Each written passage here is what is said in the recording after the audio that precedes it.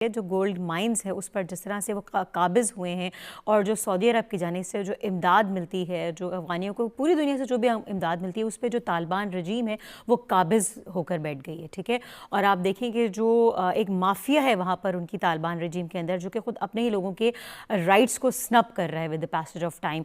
इमदादी team कोई भी इमदाद आए in terms of money, in terms of किसी भी हवाले से, तो वो अपनी जेबें भर रहे हैं। ठीक है, कि एक साल में उनका $25 मिलियन से ज़्यादा जो है वो तजावुज़ कर चुका है, जो सिर्फ सोने की कानों से जो है वो कमा रहे हैं, जो उनकी जेब में जा रहा है। तो वो उनकी गरीब आवाम पर नहीं लग रहा है।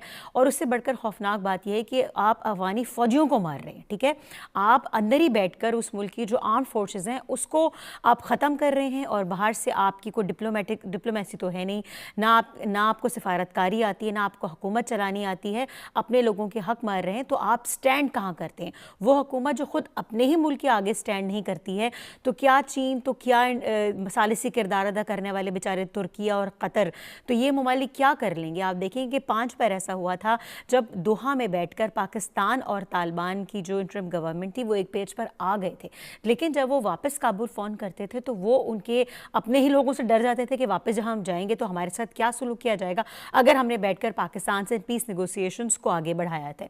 तो वो तो खुद अपने ही लोगों से डरे बैठे। वो हुकूमत जो जनाब इंडिया में बैठकर कहती है कि नहीं, हम तो इंडिया हो या पाकिस्तान दोनों के साथ बेहतरीन ताल्लुकात रखना चाहते हैं, लेकिन वापस जाकर वो ऐसी बात नहीं कर सकते हैं। वो अफगानिस्तान के अंदर बैठ के ये स्टेटमेंट नहीं दी उन्होंने आज तक कि हम पाकिस्तान के साथ बेहतर ताल्लुकात इस्तवार रखना चाहते हैं। तो वो बेचारे फॉरेन मिनिस्टर उनके जो एक बहुत ही काबिल और पढ़े लिखे इंसान हैं, जो कि चाहते हैं जनाब कि भारत हो या पाकिस्तान, सफारतकारी का तकाजा तो यही है कि तमाम करीबी ममालिक के साथ बेहतर ताल्लुकात इस्तवार रखे जाएँ। तो उन्होंने यही अपनी सी नाकाम कोशिश की, लेकिन वो ये स्टेटमेंट खुद अपने मुल्क में बैठकर नहीं कर सकते।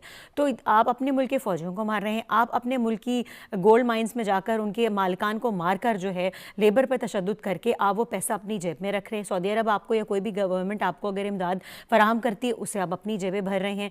ठीक है, तो आपका तो अपना कोई सिस्टम है ही नहीं। तो किसी भी एक मुल्क के साथ बेहतर ताल्लुकात रखने के लिए आपका कोई सिस्टम, कोई मजबूत और मुरब्बत निज़ाम होना चाहिए। अभी हम बार बार उसको अबूरी हुकूमत इंटरिम गवर्नमेंट कह रहे हैं, और सिस्टम उनका इस हद तक भी नहीं है कि यही नहीं पता कि ये इंटरिम गवर्नमेंट है कब तक, कितने अरसे के लिए, कितने बरसों से है, कितने बरस मजीद रहेगी। कोई सिस्टम वहाँ पे हमें कोई चीज़ अफाम तफहीम जिसका खुद इन्होंने दोहा पैक्ट में वादा किया था कि हम बाकी लोगों को साथ लेकर चलेंगे, उनके साथ शराकत दारी करेंगे, वो कुछ भी नज़र नहीं आ रहा। जी बिल्कुल, वही जिसमें कह रही हूँ कि इंटरिम गवर्नमेंट की भी एक गवर्नमेंट होती है और वो भी कुछ अपने लोगों की फलाह बहबूद के लिए काम करती है। उसके भी अपने कोई नेशनल इंटरेस्ट होते हैं, कोई कौमी सलामती को मलूज़ खातिर वो रखती है।